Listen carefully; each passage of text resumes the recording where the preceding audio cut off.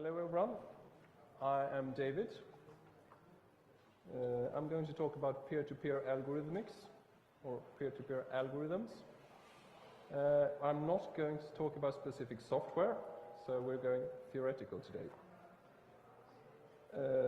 I'm from Sweden, I should mention. I do understand German too, so you can ask questions in both English and German, but I will answer you in English. I have researched peer-to-peer algorithms since 1997, and in autumn 2000 I went full-time. That is, I do what I do every day full-time. I research peer-to-peer algorithms since 5 years back. The good part is I'm finished with my research this summer, so now I'm going on to implementing my stuff. That will take another few years. I should mention, since everyone asking, okay, try this one.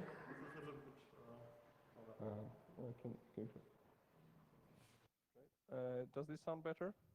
What do you think? Okay, I'll remove this one. Give me a second to remove this one because it's not comfortable.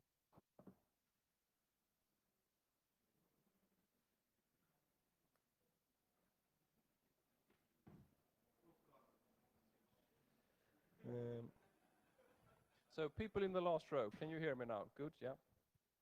What?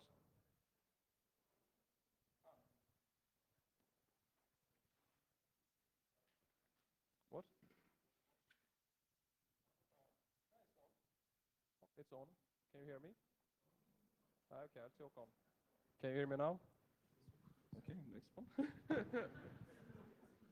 Everything to get me nervous, obviously. Good.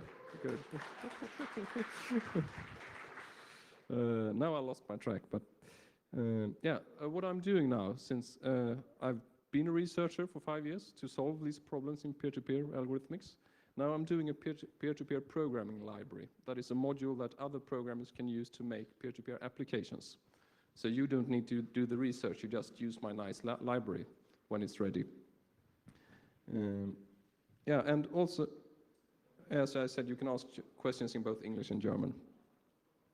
So let's go on to the next slide. Well, the first slide.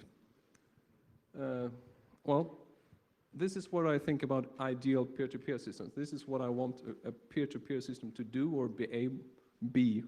The first one is I want them fully distributed. That means that all nodes, all computers in the network should be more or less equal. That is, everyone is helping out, providing bandwidth and whatever resources you need, and everyone is probably also consuming resources. Of course, some more CPU and stuff like that, and I don't mind if they help out a bit more then, of course, but basically they are equals. Also, I want them totally serverless, and serverless, that's the key word for my research. That is, I don't like servers because they cost money, and they can break. So in my systems, my algorithms, there's no central computer whatsoever. No one is boss. Not even one of the peers are voted a boss. They're totally equal and self-organized. So no leaders. I dislike leaders. There's a nice side effect of that, because if I have no servers, I have no costs. So I can have 1 billion nodes and 0 cost. And I can turn off my computer at home and go to bed. I want them fully scalable, and that means that they should be able to grow to millions or even billions of nodes without getting problems. So actually my algorithm works up to many billions of nodes now. I want them globally searchable. That is, if you're looking for something, a person or a file or a chat room or whatever the item is you're looking for, then I want you to find it, even if there's, say, 1 million nodes and only one node has the item you're looking for. I want you to find it. It shouldn't be like it's beyond your search horizon or something like that. I want them, of course, to be bandwidth efficient. Not every user have multi-megabit connections. Some users are still on normal 56K modems or even slower. I want them to be robust, of course. I don't want them to crash and stuff like that. I want the network to go on whatever happens. Encryption, of course. I don't want other people to listening in what we're doing. Stealthy means that if someone is listening to your communications, they shouldn't be able to detect what kind of application you're running, preferably, or at least not what you're doing.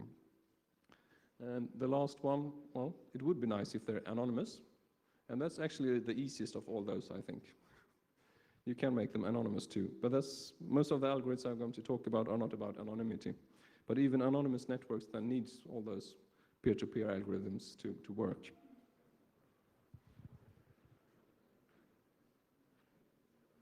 Yeah, when I did my research, I kept in mind some target applications. That is, what will I use these algorithms for? So what application, there's a bunch of applications I had as example applications.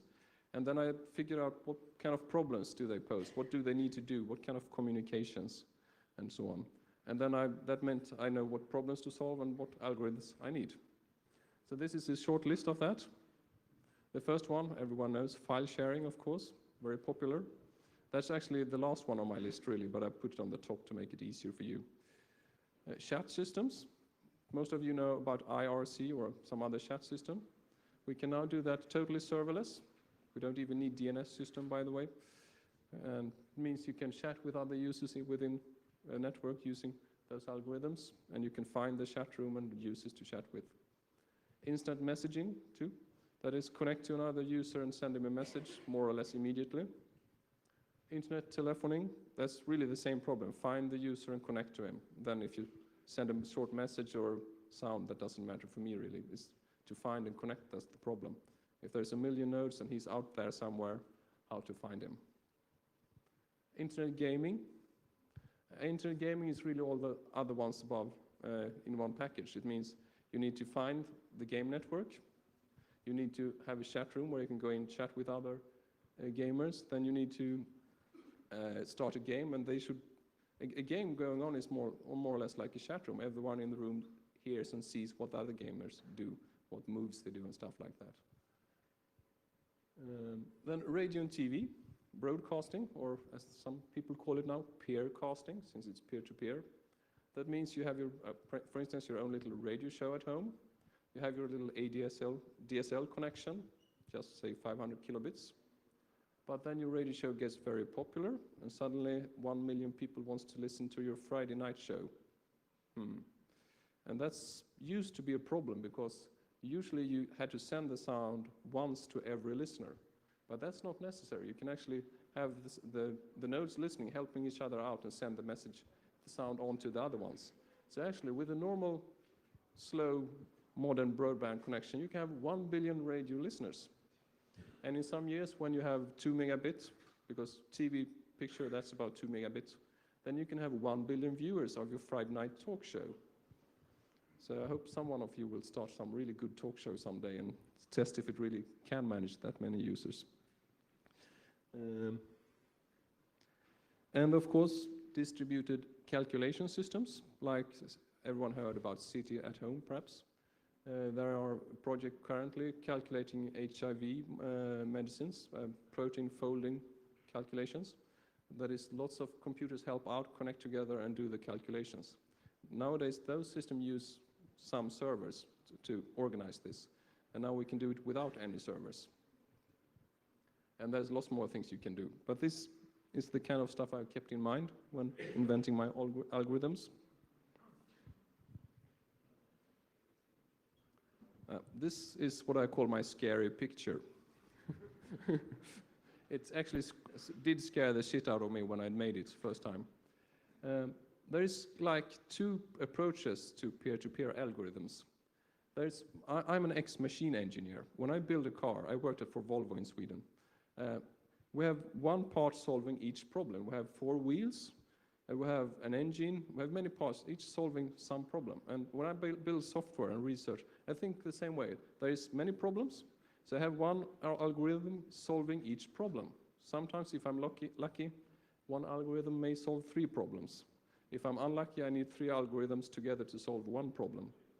So that means these are many modules that together solve all the problems to run most peer-to-peer applications. But I noticed university researchers, they tend to work another way, because they're not ex-machine engineers, not ex-programmers. They want to find the algorithm that solves it all. So they make one huge algorithm that solves most of the problems, not usually all of them, but mostly solves all of them pretty bad. So I just wanted to show it's lots of algorithms and modules together. And that's not the complete picture. It hasn't the crypto part. Because then I would need 3 dimensions. Okay. The first question everyone is asking me is the question about this. So that's kind of almost my first slide. So I'll answer the first question that everyone anyway will be asking me. If you have a serverless network that's used no servers, not even the DNS systems, how are you going to find the network? That's called bootstrapping. You need, of course, if you can find one of the nodes in the network, then of course that node can tell you about other nodes, and those other nodes can tell you about other nodes. So you need to find at least one of them. So how can we do that? Oh, sorry. Well, there's 2 approaches, of course. The old one, old style, you can have a server on some fixed IP number or some domain name, so you look it up in the DNS system. But that's, of course, centralized and server-based, and that's not nice. So there is the serverless way to do it. Well, really what it do, when a node is on the network, it collects addresses of other nodes, and it also collects addresses of good nodes, that is nodes that is often online with the same IP number. And for me, a good node isn't a good node that is online 24/7. That's not necessarily a good node. A good node is a node that is online every now and then, say 1 hour a week, that's nice, but with the same IP number each time.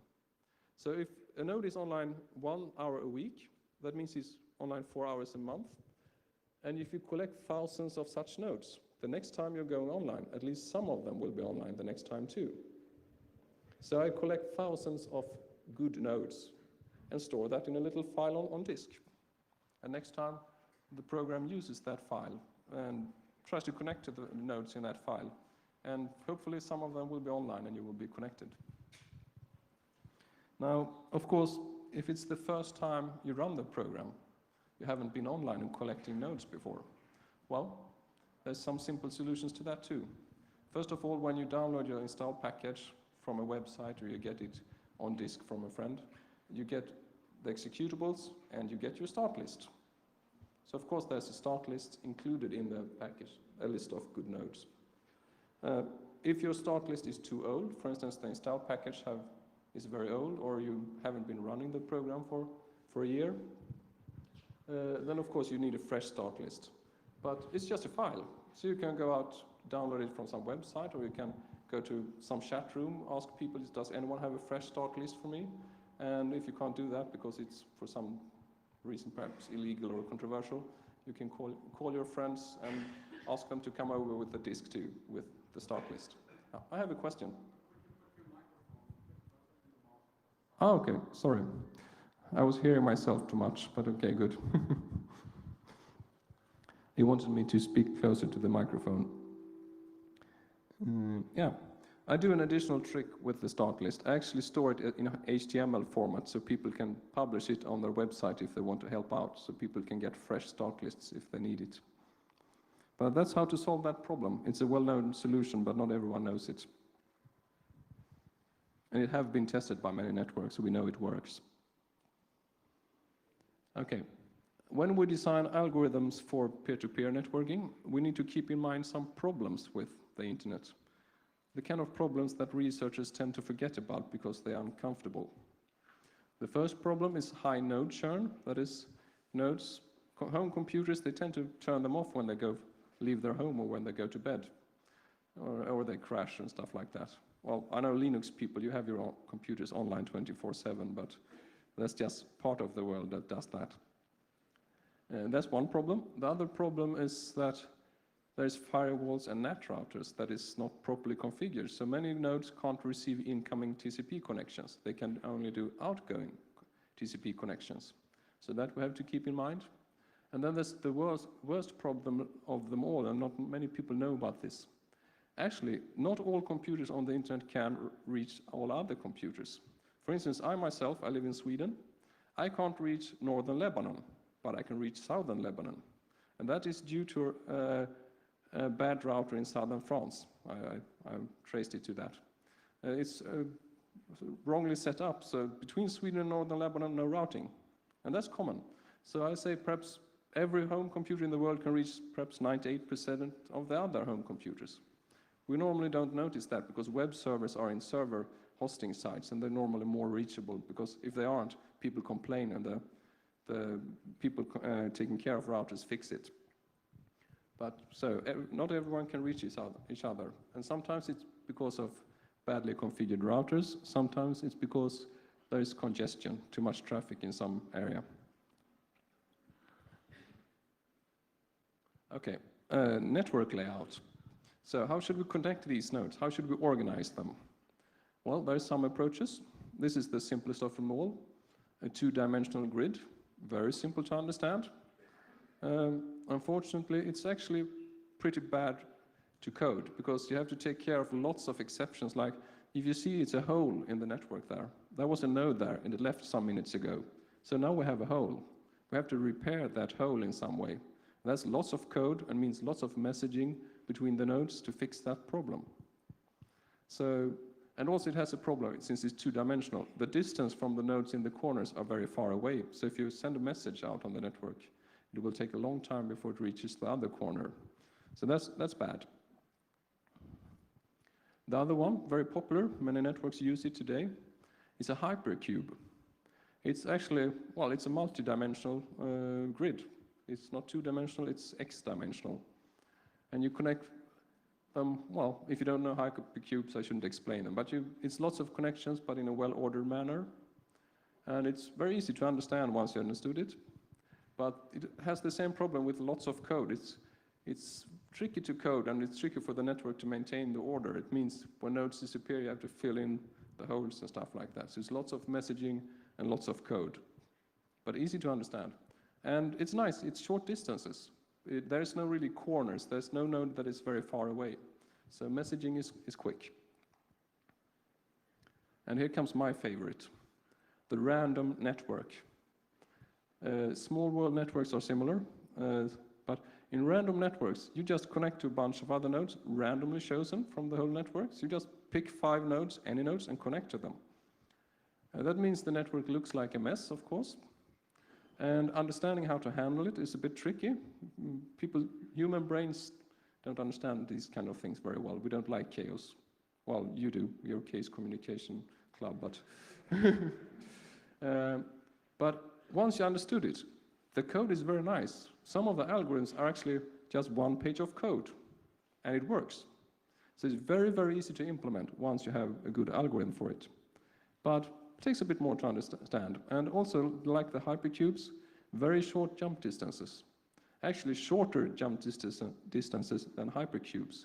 So this is more efficient than hypercubes. This is not the most efficient structure, but the second most efficient structure there is, as far as we know. Small world networks have been written a lot about. The difference between a random network and a small world network is only that in small world networks, it's slightly clustered. You have some of your links are to nodes nearby in some way, geographically nearby, or your friends or something like that. But at least to make a small world network work and be a small world network, you have to have at least some random link to connect to the rest of the world. So from an algorithm point of view, when we put stuff on top of it, a random network and a small world network is more or less the same thing. Yeah, random networks, and to some extent also well-ordered grids and stuff like that, has one main problem, or well, problem number 1 on my list, so to speak. It's net splits. That is, they tend to kind of split into islands and fall apart into many small islands. Most people are unfortunately not aware of this, so they build networks and then they fall apart, and this is weird, it falls apart. And then they plug in a bunch of servers to keep it together. Kazaa did that. When their servers go down, within some hours, their network starts to split into islands. And after 1 week, it's so many small islands that you can't use it anymore. But there's ways to solve this. In this case, it's random networks. So the simplest way is to do it the Gnutella way, the Gnutella network. They use what I would call a node address announcement. Each node, now and then, sends a little message that is jumping out over the network, more or less randomly, announcing, here I am, I'm this node with this IP number and you can connect to me. And it jumps, say, 10 jumps away randomly. And that means that after some time, many of the nodes within 10 jumps from you know about you. So when they need to make new random connections, they can connect to you or someone else who have sent them an announcement. This has one big problem, that your messages just goes tops 10 jumps away. So when you choose new links, all those new links will be within the 10 jumps closest nodes. So that's some clustering. That means if you do it wrong, it splits. So then a better way is to use a random walker. That is, each node has one separate connection that they use just to connect to nodes and walk around in the network. So the first 10 walks jump you do is like the address announcement. It jumps 10 jumps away. But when you have jumped 10 jumps, when you go another 10 jumps, it means you will be further and further away. You won't be jumping around in your close to yourself. You will be walking far away over time. So that makes it much more random. And that means that the links between, let's say like these two islands, if some node that wants an extra link, it's a big probability that the new link will be across to some other island. And that way make the island less of an island. I call that my island ripping effect, because it rips islands apart or really rips them together. And there is a third solution that unfortunately I don't have the time to explain, but it's similar to random walker, but even more random. And that's what I call a chaos net. It's actually a network in itself, but it's more efficient and more random, more perfectly random. I like perfect randomness. It has some advantages.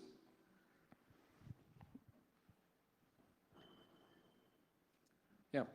Next problem is flooding. Too much work for a node. Too many trying to connect to it, or too many trying to send messages through it, and so on. Congestion, really, as we have on the internet also. And there is some solutions to that. One is to have round-based algorithms. Like in your algorithms, everything that is done, say, once a minute. So you exchange data with other nodes, say, once a minute, and you never do more than that. And that means the ones you're talking to, you don't load them more than once a minute, one message per minute. So that kind of keeps the messaging a bit more controlled if you design your algorithms so they work round-based. Another way is to use throttling. That is, if you get too many messages, you just refuse to work. You start throwing away messages and don't send them on. So if someone's sending you a message and asks you to forward it, you just refuse, because I can't do more work. So that's what I call throttling. It's primitive, but it takes care of the really bad happenings when too many nodes are sending you messages. And the third one is randomized algorithms. That is, if you use a lot of, like I say that peer-to-peer networking is chaotic. It's lots of chaos. Nodes going online and offline. They are in different parts of the world and so on. And if we can instead use more randomness, we make it even more random, then things start to smooth out. You know, if you throw a dice many times, 1,000,000 times, you get about as many ones as twos as threes. And we can apply this on peer-to-peer networking. So first make it more random, and then when it's random, it's smooth. And when it's smooth, then you can make order on top of that.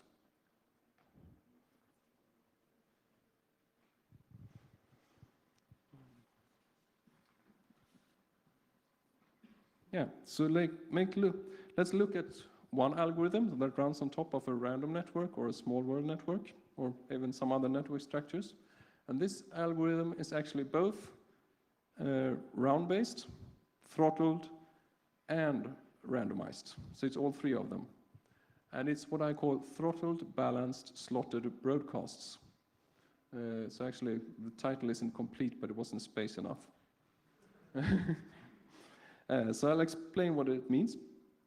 Let's just check my papers, because I'm starting to forget about it myself.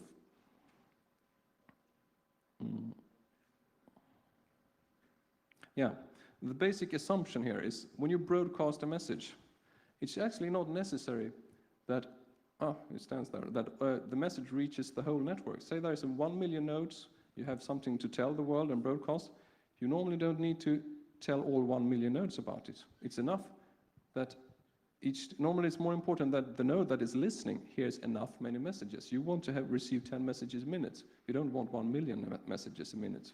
So that's the assumption. So what we do, for instance, with the Nutella network and many other networks today, in the messages that you broadcast, you put a time to live counter.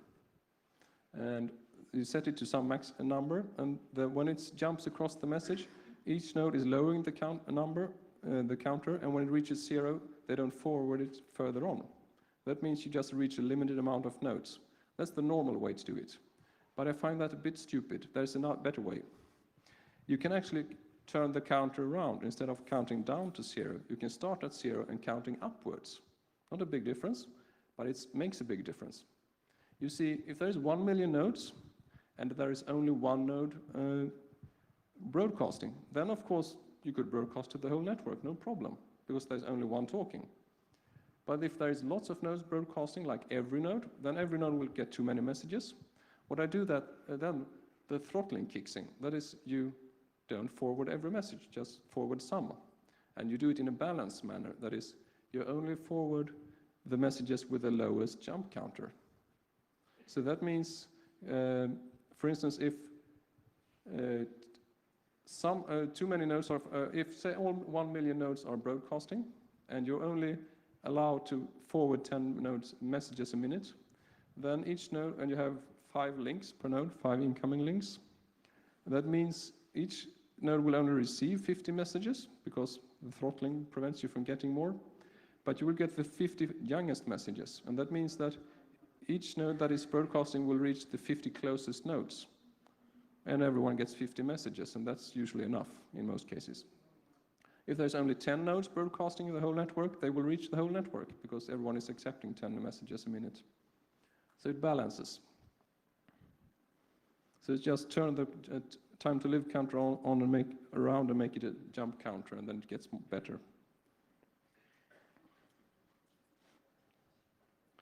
Yeah. Oh, and one more thing about slotted broadcasting is, if there's different kinds of messages in the network, you should balance them individually, because if some kind of communications have lots of messages, it will drown out the other type of communication. So you should treat them separately to not drown out each other. Oh. Okay, here is a little what we can do. Everyone is thinking about file sharing and communicating, but there is other things we want to do. For instance, we want to count how many nodes are online, how many nodes are in the network. Every peer-to-peer network that I know of uses a server for that, even Nutella networks. But we can do that in a distributed manner. We don't need servers for that. There's actually 3 ways to do it. I'm sorry, I don't have the time to tell you how to do it. You can ask me afterwards. And it's very simple to understand how to do it. Another thing that would be nice to know is how many unique nodes per month. You know, some nodes connect an hour a month, and they get offline again, so they're a bit trickier to count, but you can count them too, without any central service whatsoever. A bit trickier, and I don't know anyone else who has solved it except for me yet. Probably some more, but no one has written a paper about it yet. There's other things. We can network averages. Every node is announcing some kind of measurement. For instance, how many files I have on my disk, the ones I'm sharing. Then you can take an average for the whole network. There's several methods to do that without a server. Another thing we can calculate is the median value. That is, how many here know what the difference between medium and median? Can you raise your hand? Okay, I think many knows. I won't go into that. It's a slight difference, but I can also do max and minimum values. Very simple. Oh, sorry. What I cannot do, and I'm a bit ashamed of it, I can't do percentile values yet. It sounds simple, but I haven't solved it, sorry. Probably to take some months studying it some other time. I can do network totals. How, for instance, number of files total in the network or number of megabytes transferred in the network the last hour or whatever you want. That we can do. And we can agree on the network time. That is, all nodes can agree on what the clock is now within some seconds or so. That time might not be the real world time, but at least they agree about it. And that can be nice when you want to do logging and stuff. So logs agree. I should mention, all of these statistics, none of those can be done securely. All of the algorithms we have for this, both my own and others, are not robust and can easily be sabotaged. Sorry, we haven't solved it better than that. But as long as most nodes are not evil, we can do it correctly. And actually the median value can handle up to 50% evil nodes and we can still get the right value almost. But most of the methods are pretty vulnerable. But at least we can do it.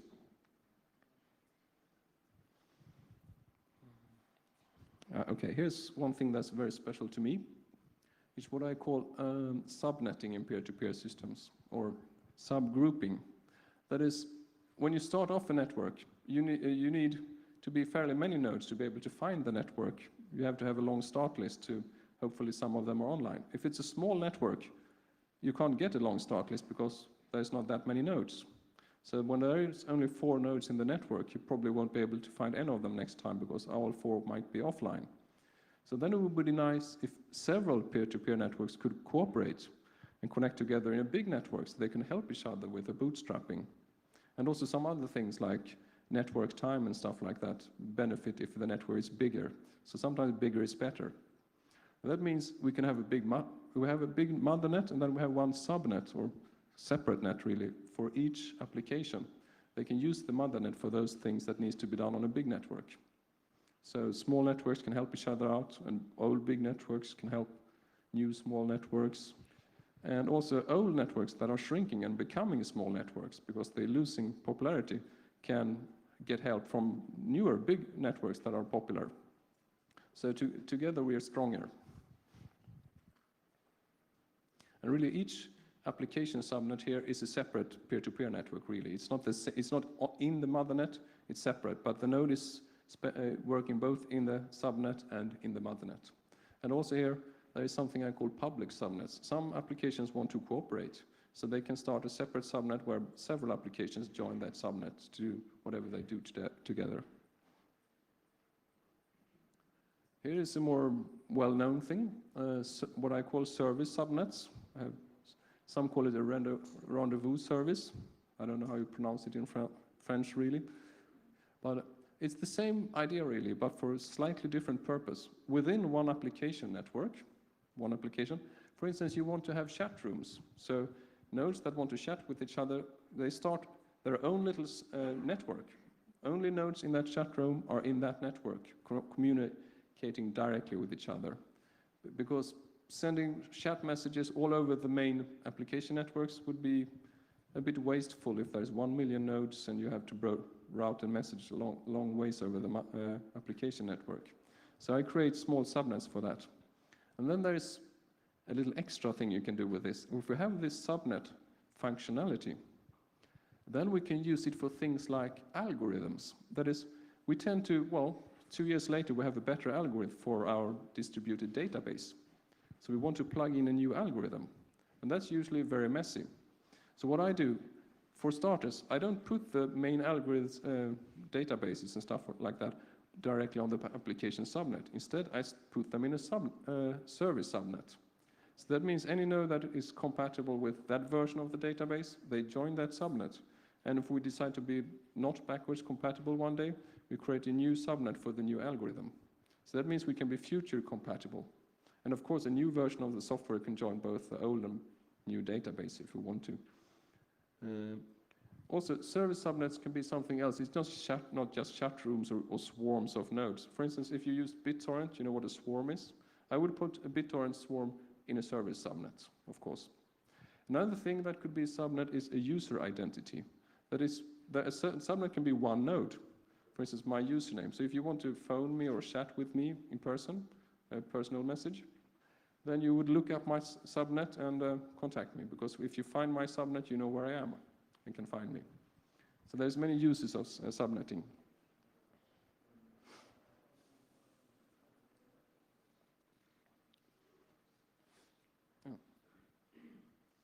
Just an overview. I have the mothernet on top, many applications in their own subnets, and under each application we have different service subnets. So it's actually a 2-level thing, not 1 level. Yeah. The addressing, the address of a subnet is not the name of the subnet. For instance, we might have a chat room by the name CCC. And humans tend to choose bad names of subnets, names that collide in many letters. That would mean the address looks pretty similar. So what we do is we take the hash of the subnet name and we use that hash as the address. It means it makes the subnetting algorithm that we use to find the subnet better. And there's an added trick to that. We can actually also do secret subnets. We can take the name of the subnet, for instance, CCC, and the key for that room, the encryption key, or password if you want to, and we concatenate them, and then we hash that whole thing, and that is our address. So the address is the hash of the subnet name and the subnet key. And that means someone who knows or can guess the room subnet name, but doesn't know the key, doesn't know the address of the room, so they can't find it. And they don't know which of all the subnets, because they can see there are lots of subnets hanging around on the network, but they won't know which of them is that subnet. It gives you a little anonymity and security.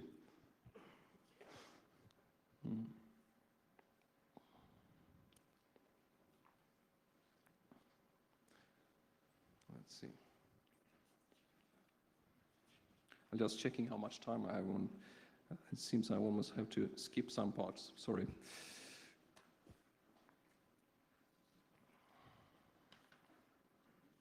I should mention there's many ways to make the subnetting algorithm, how to find a subnet.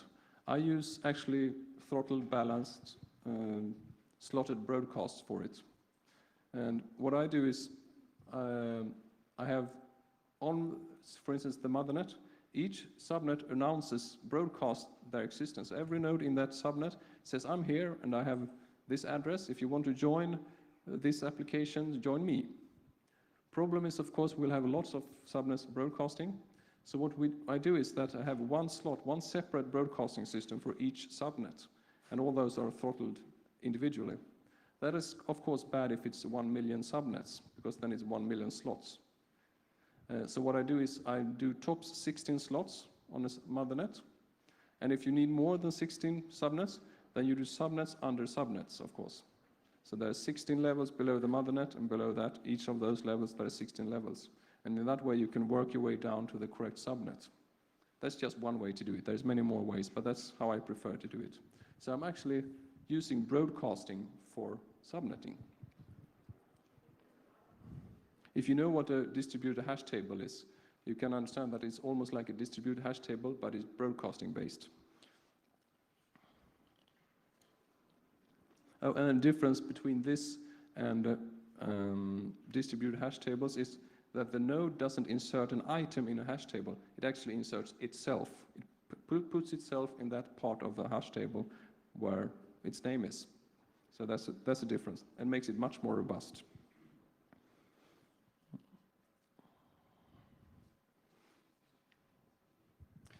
Yeah, let's go on to another algorithm, or set of algorithms. It's broadcast searching. If you know about the Gnutella network and Kazaa network and many more, you have heard about broadcast searching, perhaps. It means you connect into a random network, for instance, or a small world network, and if you were searching for something, you just broadcast your search question. And it jumps around to many nodes, and those who have what you want send you a message back and tell, I have the thing you're looking for. The problem with this is, of course, if there's 1 billion nodes, and you broadcast to 1 billion nodes, you would be flooding the network if everyone is searching. So you have to have a jump counter or time to live counter. You have to throttle and balance it. And that means you can only search the nodes that are closest to you. There is a search horizon. A common search horizon is usually about 10,000 nodes. You can't search further than that because then it will be too much messaging going on, too much traffic.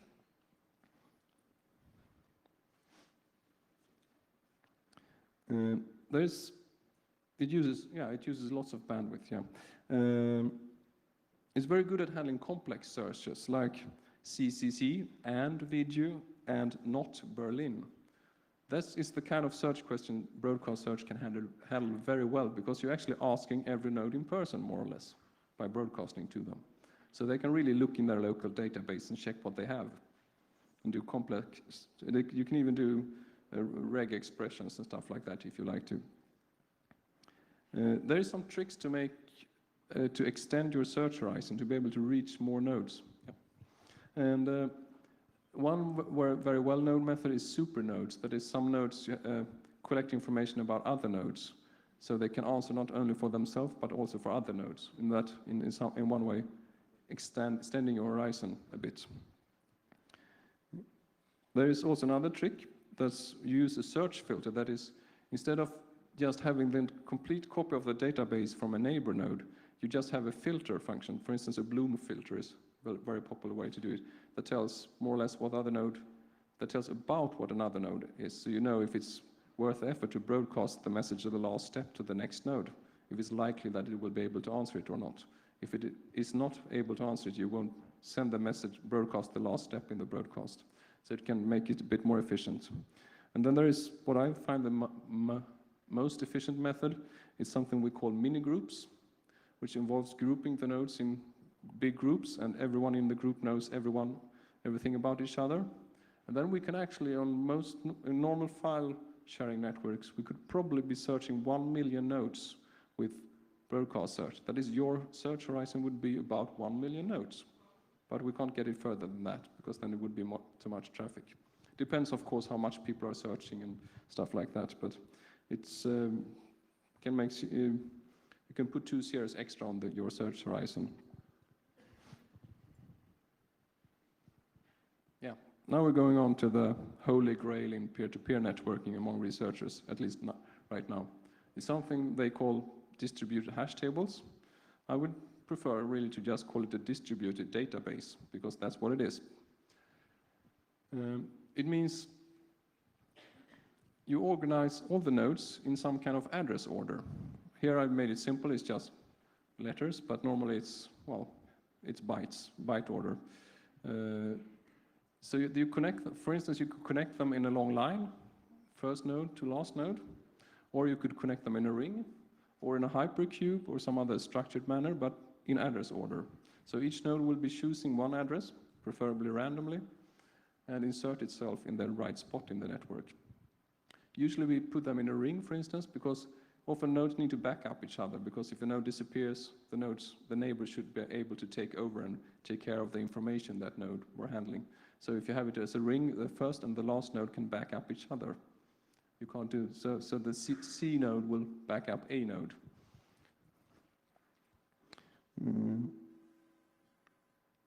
Yeah. Now, if it's 1 million nodes, that ring is going to be pretty big. And if you want to look up something that is stored in one of those nodes, it would be very, very far away around the ring. So, of course, we're cheating. We put shortcuts across the ring, of course. That means if you want to look up some address, you can jump across the shortcuts and get to the node you want fast. Of course, it's not always like this. This is one of the more famous structures. Some are hypercubes instead. Then the hypercube itself is actually those shortcuts. Those shortcuts are called a routing overlay, by the way, since we route messages along the overlay, or we jump across the overlay. So many current distributed hash table implementations do not have a ring, they just have the routing overlay.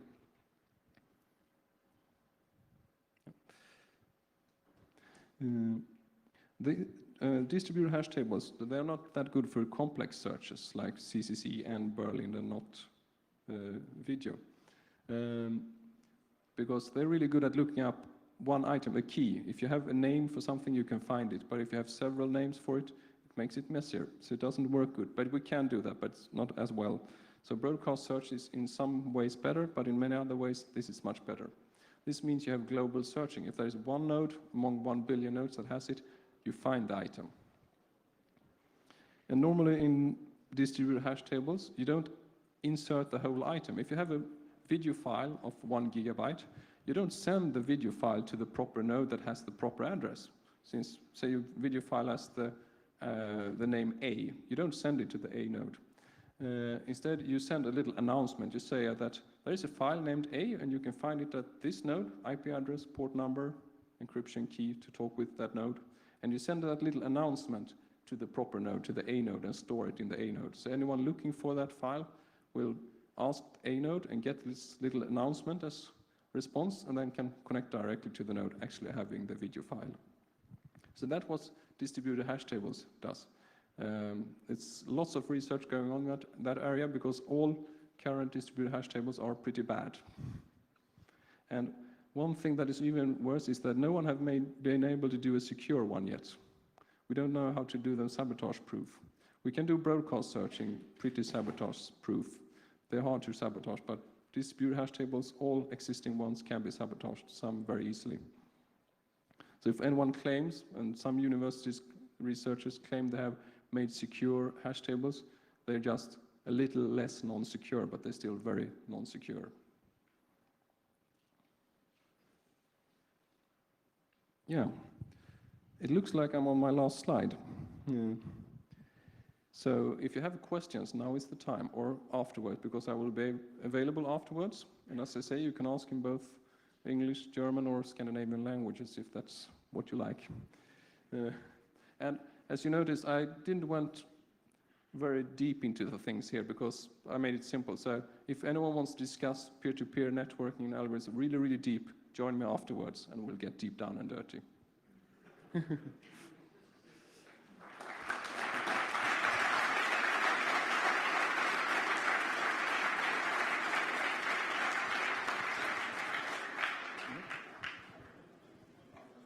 No questions? Okay. There's one question.